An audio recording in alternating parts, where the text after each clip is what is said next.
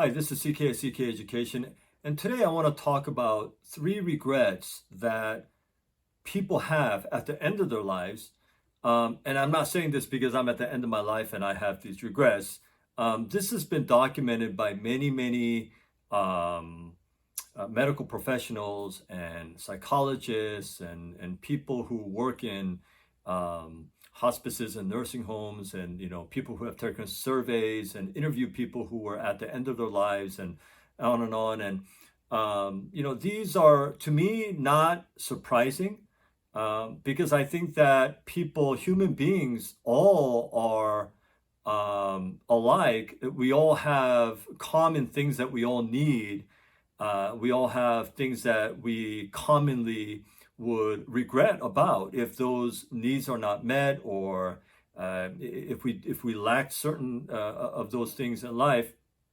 And in another video, I want to go over some of the things, like 5 things that everyone needs, and I'll just give you sort of a preview. But these could all be categorized into P words or S words, I guess. Okay, I'll just give you sort of a preview of it. But one would be, for example, protection, and I just use the word protection because it's a P word. Protection. What I really mean by that is security. People need security.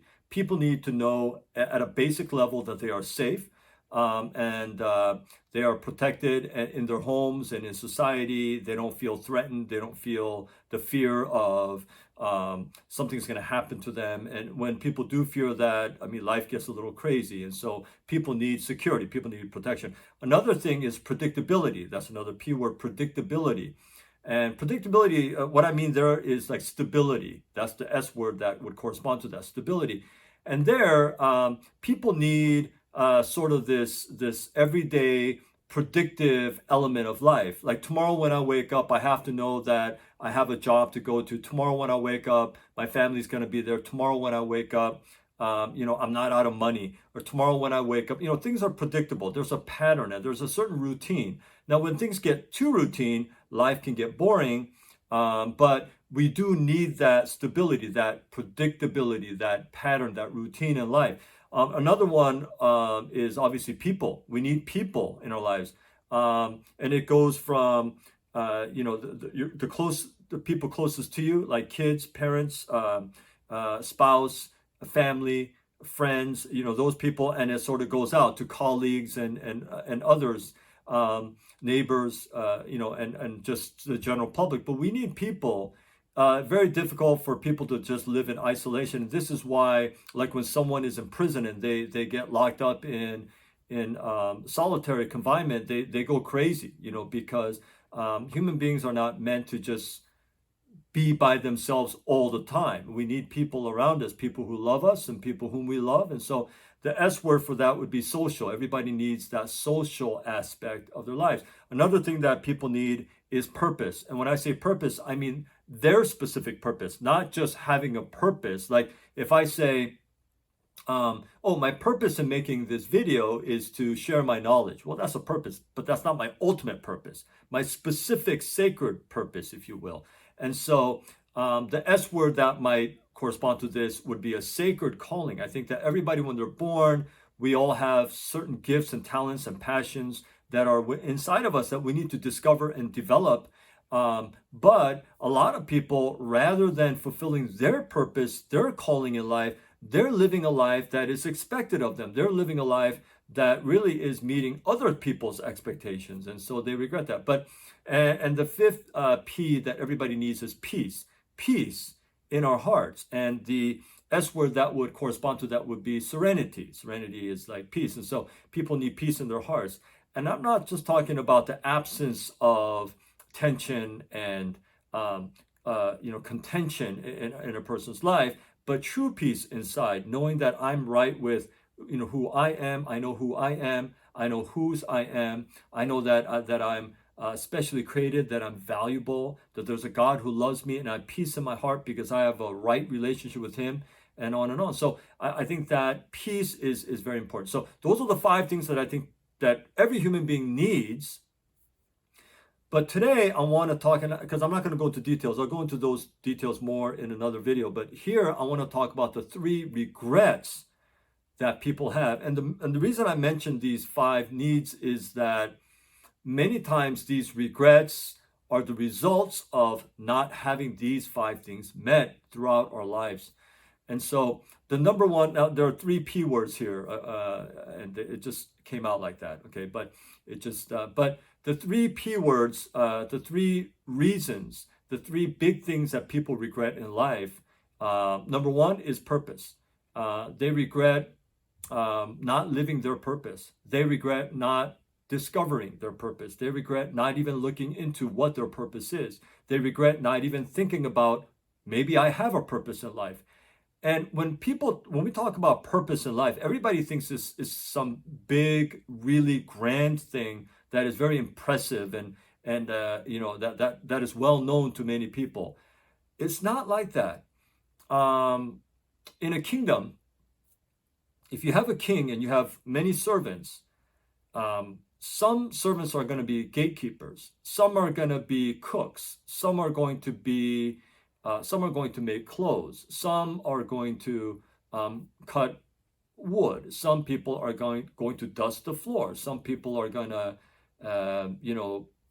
clean the bathrooms. Some people are going to polish the king's crown. Some people are going to, if you think of sort of a fantasy, sort of a Disney or sort of a medieval kingdom where there's a king and a queen and there are servants and there are, in order to make the kingdom work, a lot of people have to do a lot of different things. Everybody can't do the same thing. You can't say, well, I like that job, I want that job. And if everybody got that job, there'd be no one to do the rest of the things that need to be done.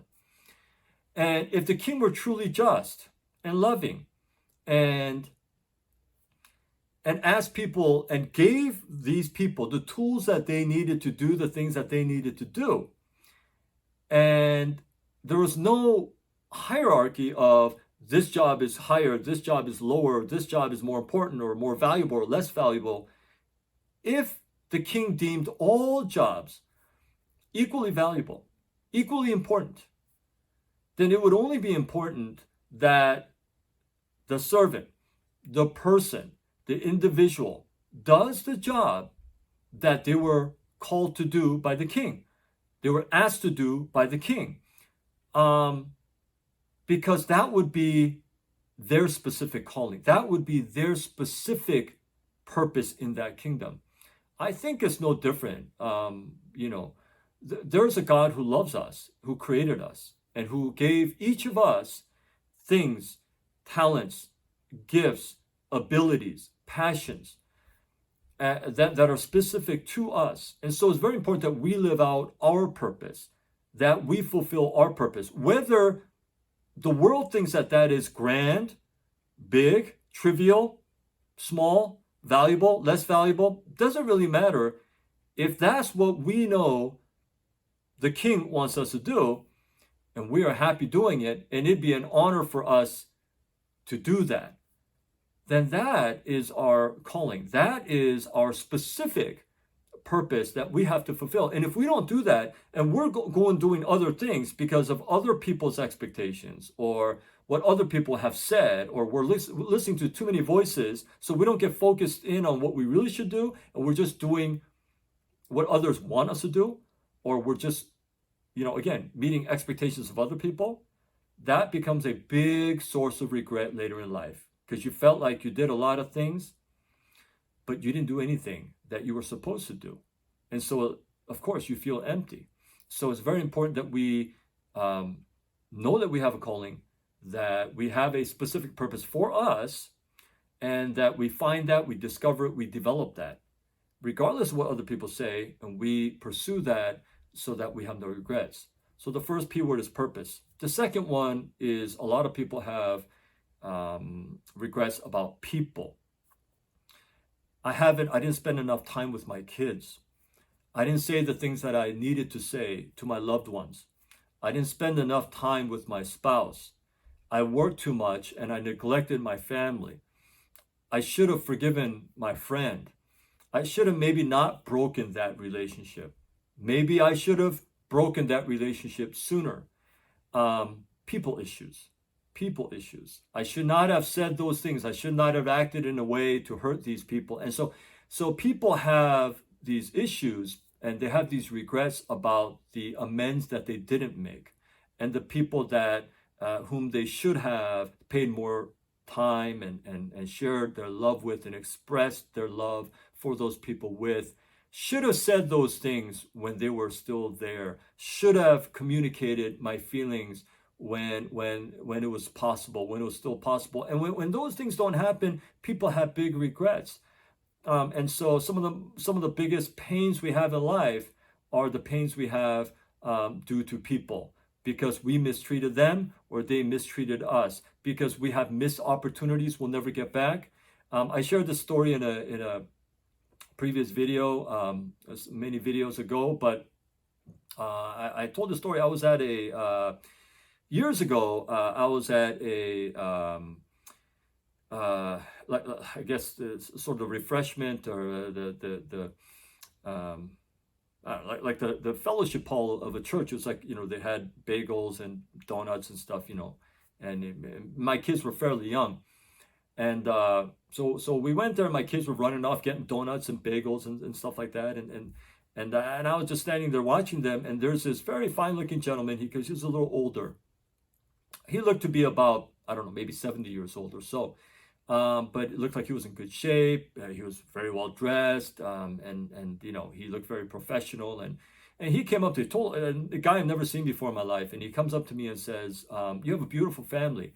And I thought he was just making small talk, like he was just out of courtesy, just trying to be nice. So I just said, "Hey, thanks, I appreciate it." And then he just kept standing there next to me, and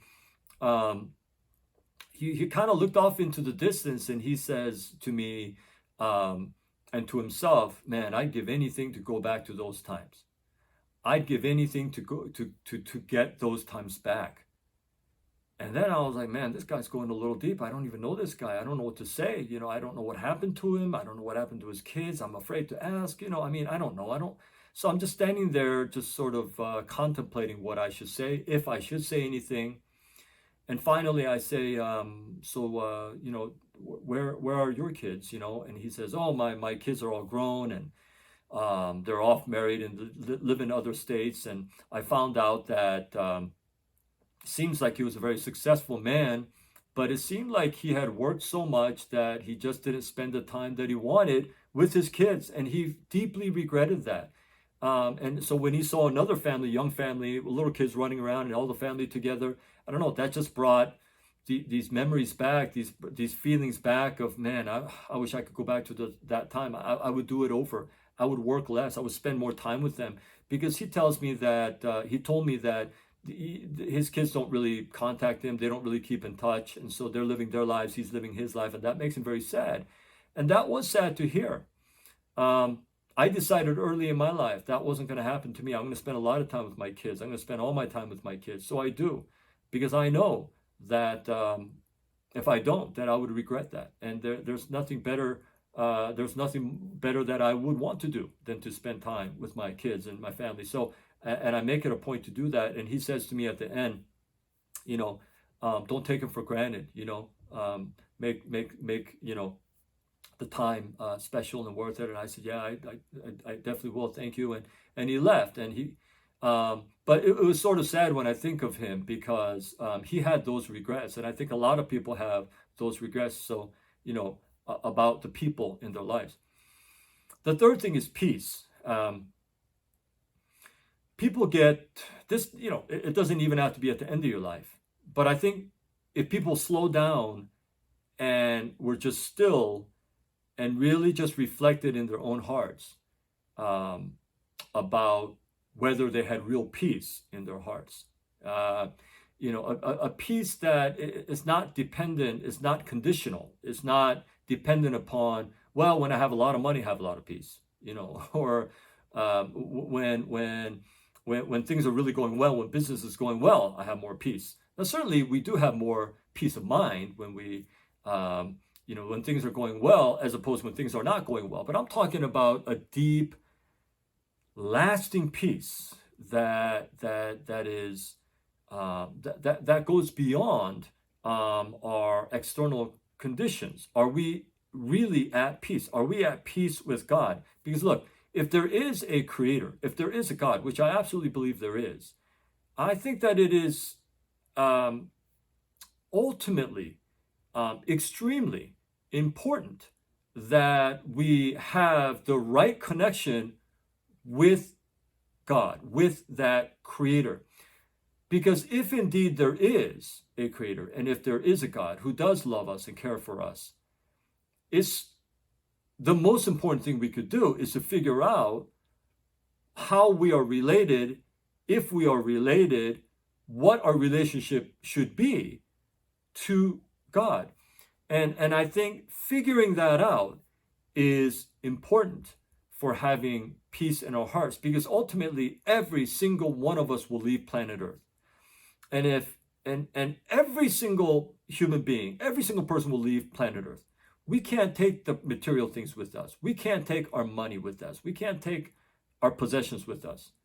But if indeed we are eternal beings and there is a life beyond this one, then isn't it important that we figure out and we learn and we experience the truth about that? Now, I'm not talking about religion. I am not talking about religion. I'm not talking about how many times you pray or how many times you go to the temple or synagogue or mosque or church, or I'm not talking about that. I'm not talking about how many masses you've attended, or I'm not talking about how many hours of service you've given, or how much you've given to charity. I'm not talking about things we do, religion per se. Okay, I'm not talking about that. Not even per se. I'm not talking about religion at all. I am talking about just in the quietness of our own hearts, in order to have real peace. I found that the only way is to figure out me and God. I got to get this straight.